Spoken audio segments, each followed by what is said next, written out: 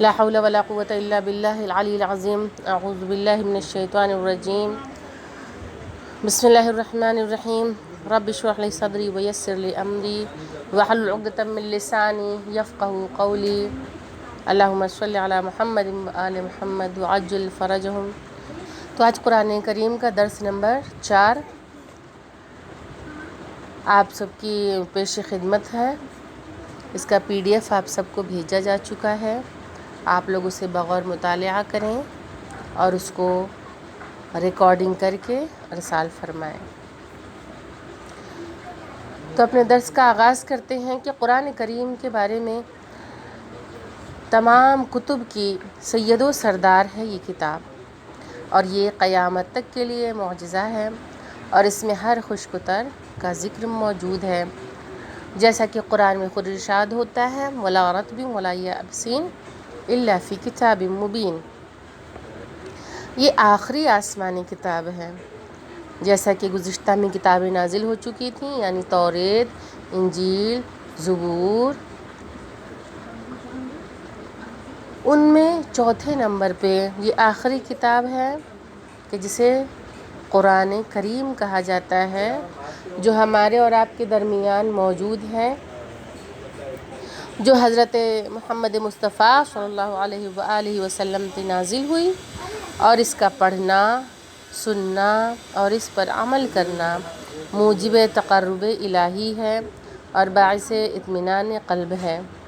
قرآن کریم کو اللہ نے حضرت جبرائیل امین کے ذریعے رسول خدا پر تقریباً 23 برس کے عرصے میں اتارا. قرآن کریم میں کل 114 سورتیں ہیں اور 6236 آیتیں ہیں، جن میں سے 87 یعنی 87 مکے میں نازل ہوئیں اور وہ مکی سورتیں کہلائیں، اور 27 یعنی کہ 27 مدینے میں نازل ہوئیں اور وہ مدنی سورتیں کہلائیں.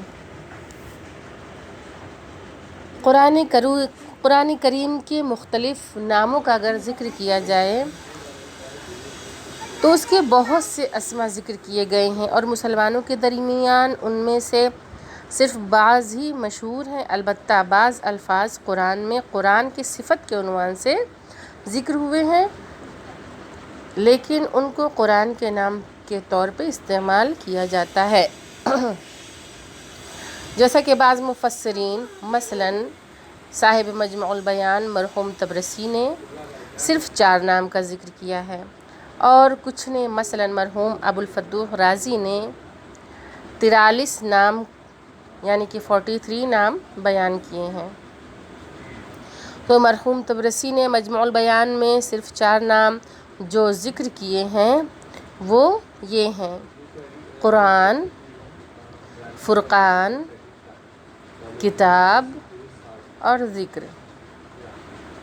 قرآن پاک کے کئی نام ہیں، جن میں القرآن، الفرقان، التنزیل، الذکر، الکتاب، الشفاء، الرحمہ، الموعظہ، الحکمہ، البلاغ، القول الفصل، حبل اللہ، احسن الحدیث، عروۃ الوثقی، البرہان، المیزان، القرآن الحکیم، القرآن الکریم، قرآن مجید، البیان وغیرہ مشہور نام ہیں. قرآن کریم کے سوروں کے بارے میں اگر ہم بات کریں تو قرآن کریم میں کل 114 سوریں ہیں. ان میں سے سب سے بڑا سورہ بقرہ ہے، جس میں 286 آیتیں ہیں، اور سب سے چھوٹا سورہ عصر ہے، جس میں صرف 3 آیتیں ہیں. قرآن کریم کے سوروں میں سے کچھ سورے جو ہیں وہ انبیاء کرام کے نام پر ہیں، اور کچھ سورے حیوانات کے نام پر ہیں. قرآن کریم میں درج ذیل سورے ایسے ہیں جو انبیاء کرام کے نام پر ہیں، کہ جو اس طریقے سے موجود ہیں: سورہ یونس 10واں سورہ، سورہ یوسف 12واں سورہ، سورہ ہود 11واں سورہ، سورہ محمد 47واں سورہ، سورہ نوح 71واں سورہ، سورہ ابراہیم 14واں سورہ۔ اس کے بعد قرآن کریم میں کچھ سوروں کے نام حیوانوں کے نام پر بھی ہیں، جیسے سورہ بقرہ۔ بقرہ کے معنی گائے کے ہوتے ہیں۔ سورہ نمل یعنی چیونٹی۔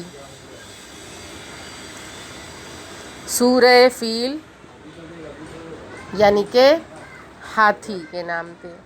سورہ نحل یعنی شہد کی مکھی 16واں سورہ۔ سورہ عنکبوت، عنکبوت عربی میں مکڑی کو کہتے ہیں، تو مکڑی کے نام سے۔ تو یہ رہے وہ سورہ ہے مبارکہ کہ جن میں سے کچھ انبیاء کے نام پہ ہیں اور کچھ سوروں کے نام حیوانات کے نام پر ہیں۔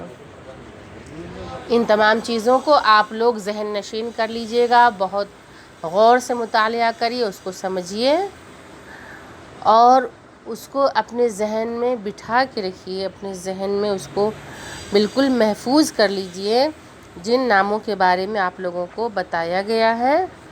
اور قرآن چونکہ ہماری مقدس ترین کتاب ہے اور یہ رسول خدا کا معجزہ بھی ہے، تو لہٰذا زیادہ سے زیادہ یہ کوشش کرنا چاہیے کہ ہم قرآن سے استفادہ کر سکیں، اس سے تمسک رکھ سکیں، کیونکہ وہ مقدس کتاب ہے کہ جس کے بارے میں خود رسول نے کہا اہل بیت اور قرآن ایک دوسرے سے کبھی جدا نہیں ہوں گے۔ حدیث ثقلین موجود ہے، انی تارک فیکم الثقلین کتاب اللہ و عطرتی، کہ میں تمہارے درمیان دو وزنی چیزیں چھوڑے جا رہا ہوں، ایک قرآن اور دوسرے میرے اہل بیت۔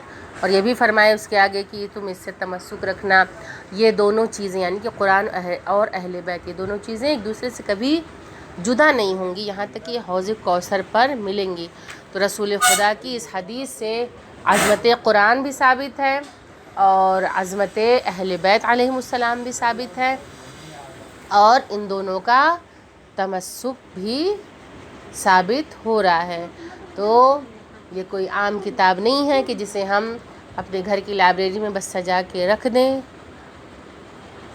اور گاہے بگاہے وقتاً فوقتاً نکالیں، نہیں، اس کو اپنے ڈیلی روٹین میں شامل کرنے کی کوشش کریے اور جتنا ہو سکے اس میں سے جو چیزیں حاصل ہو اسے یاد کرنے کی کوشش کریے گا۔